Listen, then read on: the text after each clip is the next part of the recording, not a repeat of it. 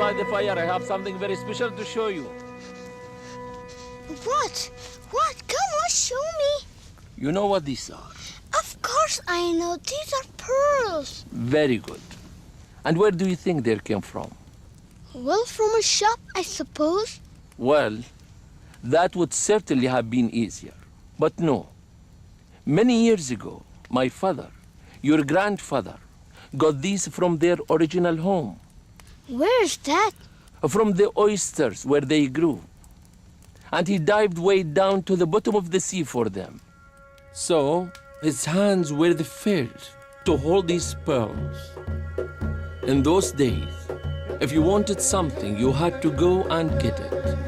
All of our country was like this desert now. If you wanted food, you had to hunt for it. Water, there were no taps. You had to travel for it.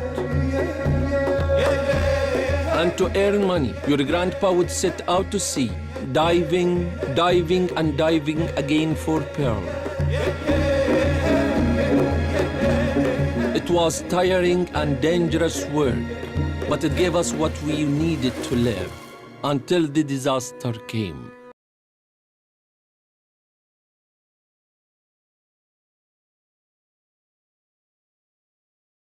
Disaster came. Why? What happened? In the early 1930s, people found a way to make pearls rather than dive for them. And suddenly, no one wanted Grandpa's pearls anymore. Life became very tough for him and for thousands of people. So what happened? It was like Allah was watching over our country. Because at the same time as people stopped buying our pearls, a new and very valuable gift was being discovered. I know, oil. That's right. Oil explorers came from everywhere in search of oil. And they found it. So everyone's problem was over. Now the country was rich, yes? But it took more than just money to set us on the path to a better life. What do you mean? It needed a man of honor and character to lead us there. You mean Sheikh Zayed, right? I do, of course. He believed that it was people, not dollars, that would make our country great. He could see our future clearly. He saw that the Emirates would be stronger if we all joined together. So along with Sheikh Rashid and the rulers of other states,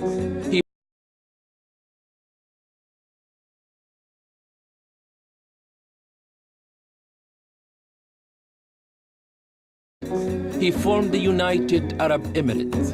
And of course, he became the first president as well. He built roads, hospitals, airports, schools. He created opportunities for women, including universities.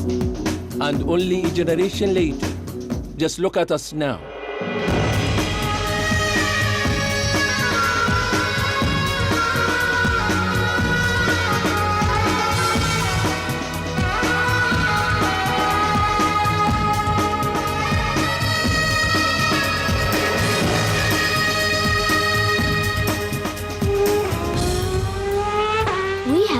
Modern racetrack in Formula 1. Oh, yes. And we learned that Master City will be completely powered by the sun and the wind and no carbon. And we have the world's tallest building. And the palm. And the incredible hotels. And the metro. And... Yes, I get it. We have so much to be proud of. But you know, it's not just technology and new buildings that say we have come a long way.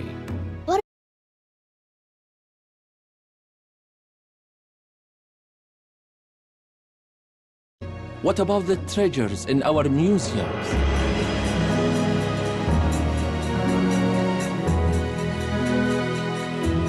The art that hangs in our galleries? And the magnificent new Grand Mosque in Abu Dhabi.